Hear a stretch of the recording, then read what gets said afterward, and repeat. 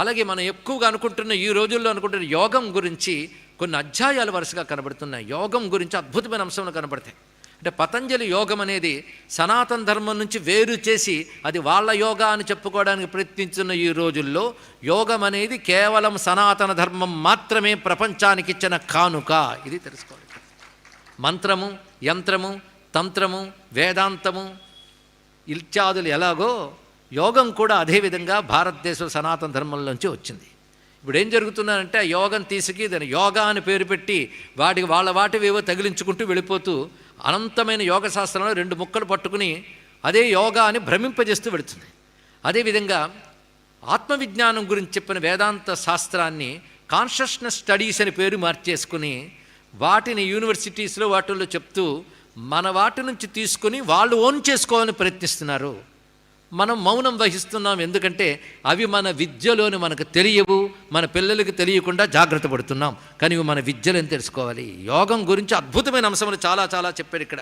యోగంలో మళ్ళీ 2 రకాలు చెప్పాడు. ఆశ్చర్యం. యమనియమాసన, ప్రాణాయామ, ప్రత్యాహార, ధారణ, ధ్యాన, సమాధి అని విభాగాలు చేసి చెప్పినటువంటి వాడు పతంజలి. కానీ పతంజలికి పూర్వమే యోగం ఉంది. దాన్ని ఒక శాస్త్రముగా ఆయన రూపొందించాడు సూత్ర రచనతో. ఆ యోగం యొక్క స్వరూపం వేదాల్లో అనేక చోట్ల కనబడుతుంటుంది.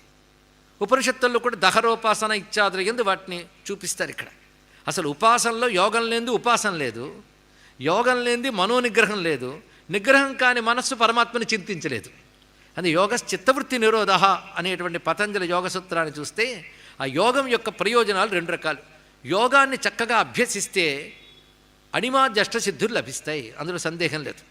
అందుకే సిద్ధి గురించి చెప్తూ యోగశాస్త్రంలో పతంజలి చెప్పాడు రకరకాల సిద్ధులు యోగం వల్ల లభిస్తాయి. ఒక యోగి ఎన్నో అద్భుతాలు సాధించగలడు. ఎందువల్ల? అతనికి ఏదో పై ఆకాశం నుంచి చూడుపడదు. తాను చేసిన యోగ సాధనలో తనలో అంతర్గతమైన భగవచ్ఛక్తిని జాగృతపరుచుకుంటాడు కనుక సాధించగలుగుతున్నాడు. కానీ మహాయోగులు, అలాంటి యోగులు వివిధ పద్ధతుల్లో భారతదేశానికి ఒక నమస్కారం అండి. యుగ యుగాల నుంచి యోగులు కొదవలేదు మన దేశంలో. అలాంటి యోగం చెప్పాడు. ఈ యోగంలో 2 రకాలు అన్నాం కదా. అణిమాద్యష్ట సిద్ధుల కోసం యోగాలు ఒకటైతే, ఇంకొకటి ఐకాగ్ర్యం బుద్ధి మనసోహో ఇంద్రియాణాంచ సర్వసః ఆత్మనోవ్యయన ప్రాజ్ఞే జ్ఞానమేతత్తు యోగినాం. ఇది చాలా ఉత్తమ యోగం కింద చెప్పారు. అంటే మొదట చెప్పినటువంటి సిద్ధుల కోసం చేసే యోగం కూడా వాటికి ఆశపడకుండా ఇంకా దాన్ని పురోగమింపజేస్తూ బుద్ధి, మనస్సు, ఇంద్రియములు ఈ 3టిని ఏకాగ్రపరిచి అవ్యయమైన